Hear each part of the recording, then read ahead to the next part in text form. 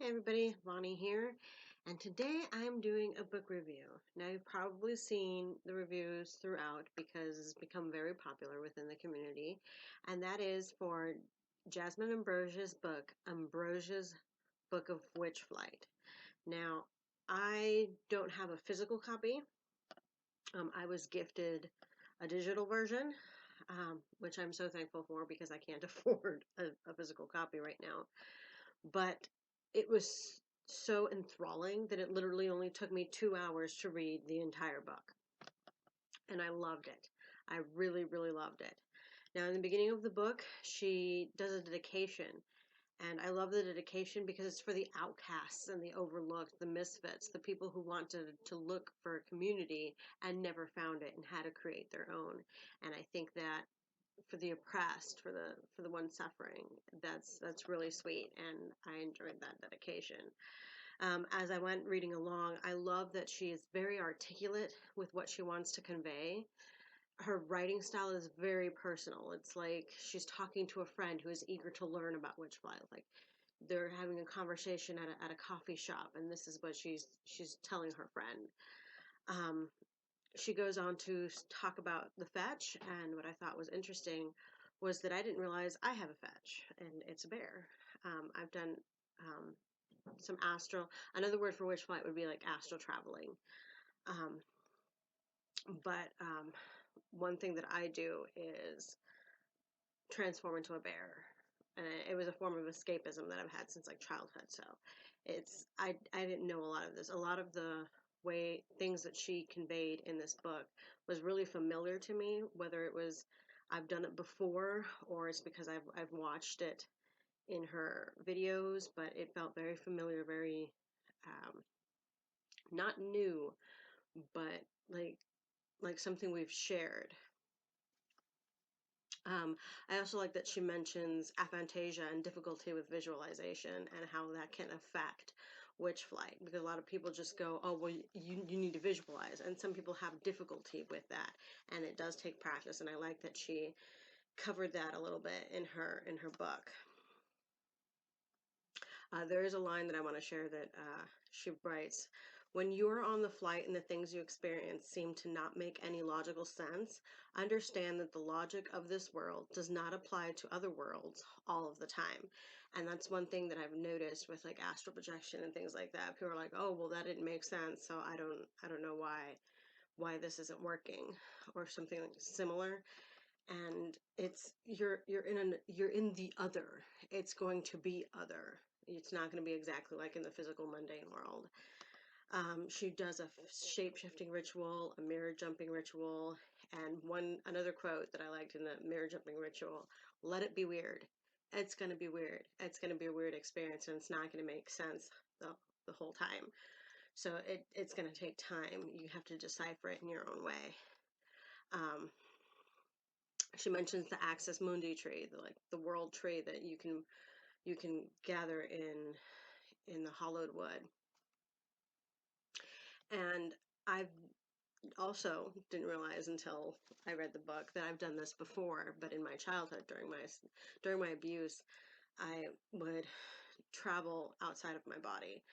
So I found this tree when I was like 10, and I found all these doors, and I fell through one of the doors, and I fell through like a parade or something, like in a fairy realm. I just figured it was just my body trying to escape the abuse that I was undergoing. Could have been, could have been witch flight at a very young age, so who knows. Um, and I love the personal touch of her journal entries because the way that she describes everything is just beautiful. It's a great storytelling. It's poetic. It's flowy. It's not flowery. Like it's not who. Let's decorate. It's very. It's just like it's going through the motions of explaining, but it's very. Man, what is the word I'm looking for? It's not, like I said, it's not flowery. But it's very flowy. It just kind of has its own like movement to it, the way she describes things, and I love it.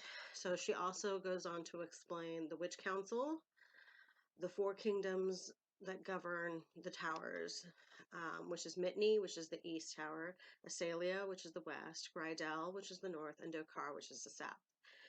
And then she also goes and mentions the 6 virtues and describes them as well: chaos, order, life, death, light, and darkness, the primordial energies, And she goes on to describe that the Hollow is wild and governed by none of these towers are on the outskirts of the Hollowed Wood.